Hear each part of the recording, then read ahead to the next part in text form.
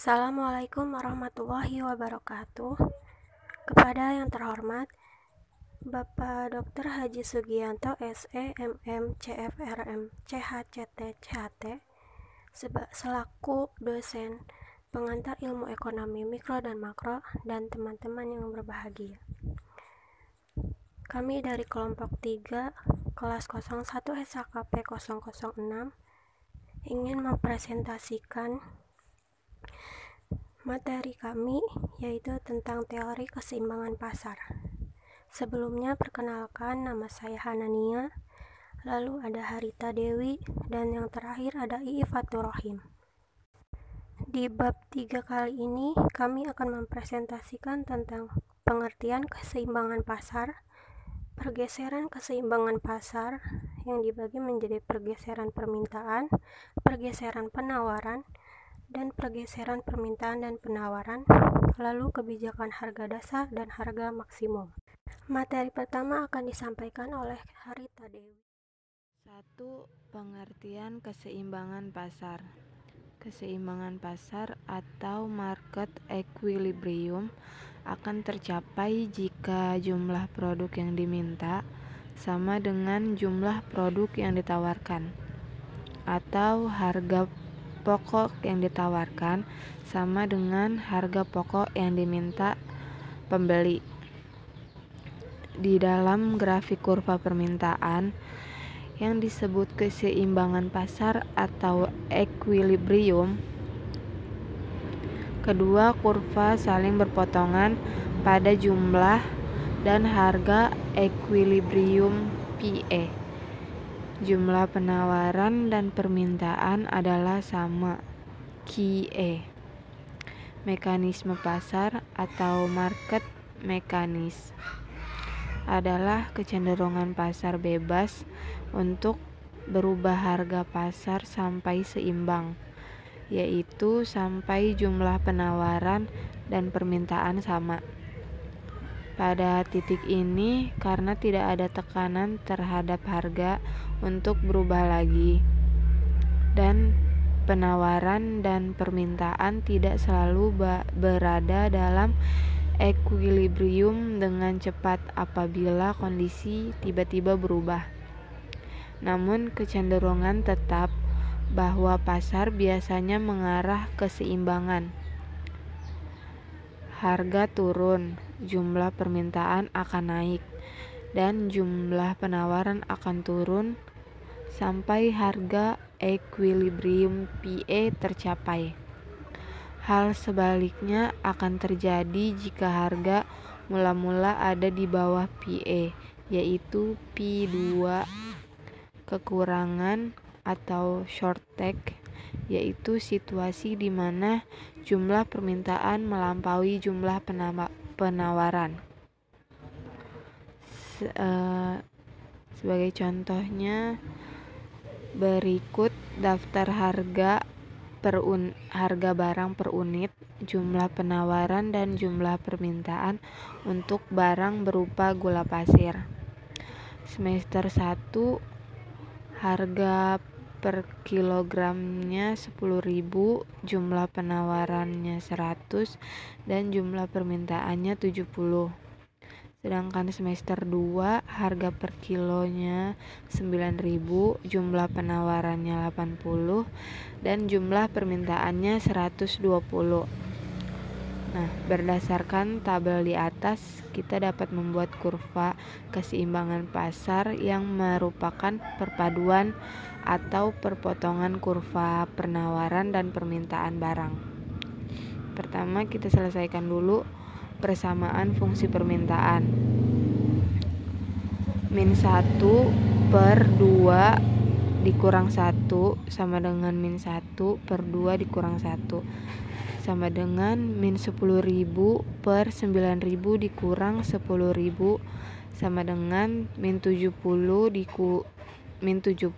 per 120 dikurang 70 sama dengan min 10.000 per min 1.000 sama dengan min 70 per 50.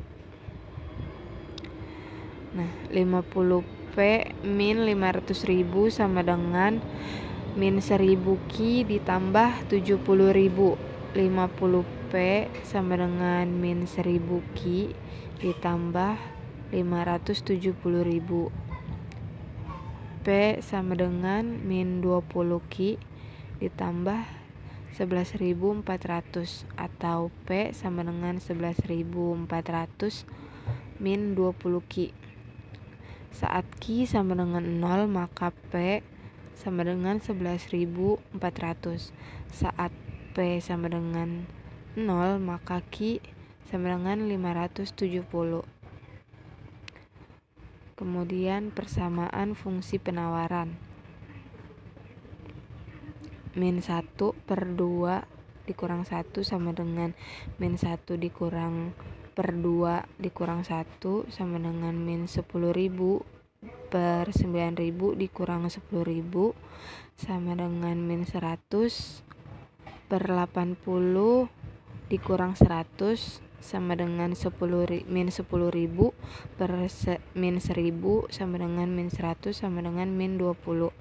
Min 20 P ditambah 200.000 sama dengan 1000 min 1000 Ki ditambah 100.000.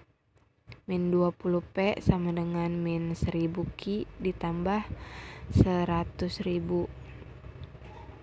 P sama dengan 50 Ki ditambah 5.000 atau P sama dengan 5.000 ditambah 50 Ki. Saat Ki sama dengan 0, maka P sama dengan 5.000. Saat P sama dengan 0, maka Ki sama dengan min 100. Kemudian harga dan jumlah keseimbangan pasar. Syarat terjadinya keseimbangan pasar adalah penawaran sama dengan permintaan, sehingga 5.000 ditambah 50 Ki sama dengan 11.400 min 20 Ki. 50 Ki ditambah 20 Ki sama dengan 11.400 dikurang 5.000. Dijumlah 70 Ki sama dengan 6.400. Ki sama dengan 91,4. Jumlah keseimbangan pasar disimpulkan dengan QE atau key equilibrium. Menentukan harga keseimbangan pasar memiliki salah satu persamaan fungsi, yaitu fungsi permintaan dan fungsi penawaran. Misalnya menggunakan fungsi permintaan untuk menghitung PE atau P equilibrium sebagai berikut. P sama dengan 11.400 min 20 Ki. P sama dengan 11.400 min 20 Ki dikali 91,4. P sama dengan 11.400 dikurang 1.828. P sama dengan 9.572. Kurva permintaan dan kurva penawaran serta posisi keseimbangan pasar.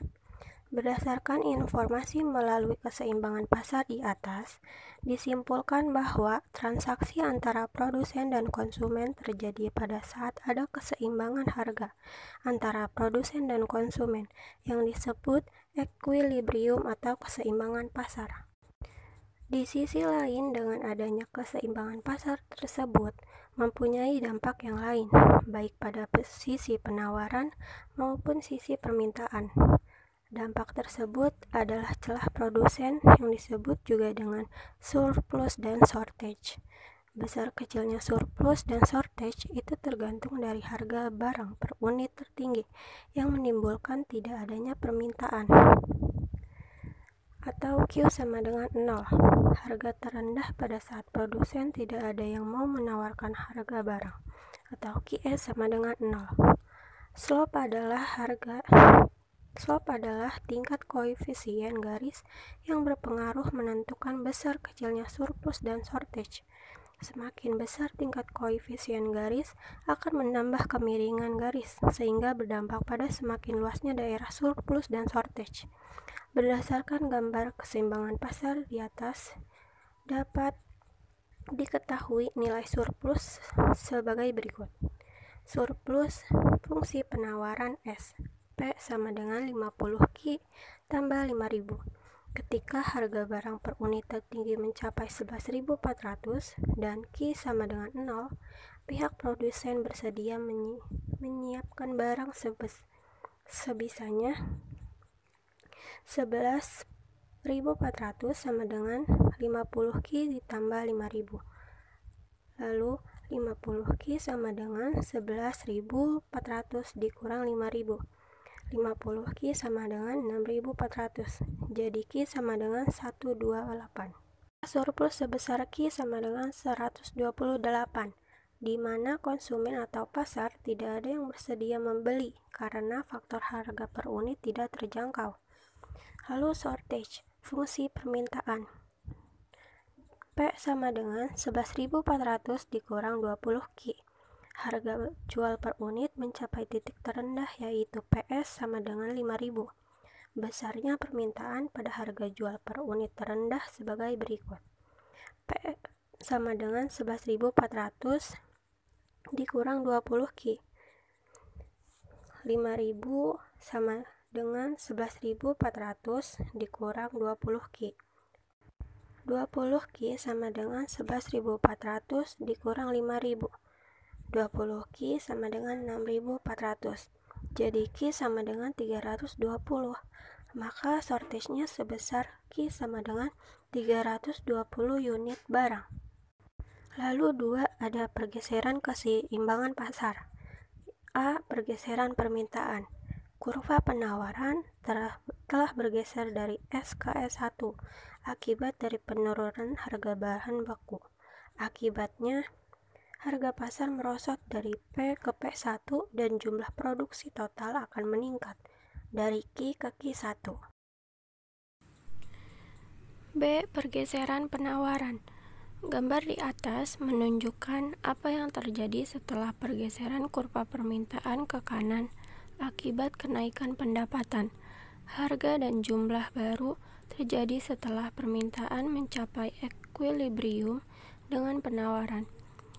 Pada banyak pasar, baik kurva permintaan maupun kurva penawaran bergeser dari waktu ke waktu. Pendapatan siap pakai konsumen berubah bersamaan dengan pertumbuhan ekonomi atau menurun selama resesi ekonomi. Demikian pula upah, biaya modal, dan harga bahan baku juga berubah dari waktu ke waktu, dan perubahan-perubahan ini akan menggeser kurva penawaran. C. Pergeseran permintaan dan penawaran. Kurva penawaran dan kurva permintaan juga dapat digunakan untuk menelusuri efek dari perubahan-perubahan. Pada umumnya, harga dan jumlah barang akan berubah tergantung berapa besar pergeseran kurva penawaran dan permintaan, serta pada bentuk kurva-kurva tersebut.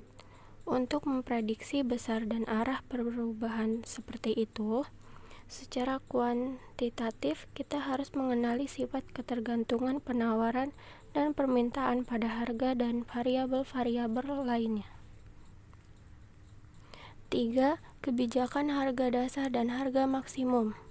Sehubungan dengan beberapa jenis barang yang diproduksi dan dikonsumsi oleh masyarakat banyak, pemerintah perlu menetapkan kebijakan harga dasar dan harga maksimum. Harga dasar adalah harga terendah yang tidak dapat dilampaui. Harga yang sangat rendah disebabkan oleh terlalu banyaknya barang yang ditawarkan atau dihasilkan produsen rugi. Apabila produsen tersebut berjumlah banyak dan sangat lemah, pemerintah sangat berkewajiban melindungi mereka. Caranya yaitu dengan menetapkan kebijakan harga dasar. Harga maksimum adalah harga tertinggi yang tidak dapat dilampaui. Harga yang sangat tinggi disebabkan oleh sedikitnya jumlah barang yang ditawarkan oleh produsen. Harga ini akan merugikan konsumen. Apabila konsumen tersebut berjumlah banyak dan lemah, pemerintah berkewajiban menetapkan kebijakan harga maksimum. Lalu kebijakan harga dasar dan harga maksimum diterapkan di berbagai negara, termasuk negara maju. di Indonesia, contohnya jenis barang yang dimaksud di atas adalah gabah. Kebijakan ini disebarluaskan kepada masyarakat. Selanjutnya, ada beberapa pertanyaan dari teman-teman. Yang pertama ada dari Nabila yang bertanya, dalam situasi seperti ini, bagaimana cara produsen menyeimbangkan harga pasar? Lalu jelaskan. Pertanyaan Nabila akan dijawab oleh Harita Dewi. Saya akan menjawab pertanyaan dari Nabila. Ada 3 cara produsen dalam menyeimbangkan pasar. Pertama, menerapkan harga minimum. Tujuannya agar kedua belah pihak dari produsen maupun konsumen tidak saling merugi. Kedua, melakukan kesepakatan antara produsen dengan konsumen. Contohnya seperti kesepakatan harga suatu barang yang akan diperjualbelikan. Ketiga, mengurangi output dan menurunkan harga. Contohnya, sebelum adanya pandemi, PTA mampu memproduksi 5.000 piece barang. Lalu setelah adanya pandemi, PTA mengurangi barang produksinya menjadi 2.500 piece barang per bulan, dan juga menurunkan harga dari harga pasaran. Kira-kira seperti itu. Selanjutnya ada pertanyaan dari Fitri, bertanya, kapan harga pasar atau keseimbangan akan tercapai? Harga pasar atau keseimbangan akan tercapai setelah melakukan serangkaian proses tawar-menawar antara penjual dengan pembeli. Seperti itu. Mohon maaf sebelumnya karena Ifatur Rohim tidak bisa hadir dalam presentasi kali ini. Cukup mungkin sekian dari kelompok 3, kurang lebihnya mohon maaf. Wabillahi taufiq wal hidayah.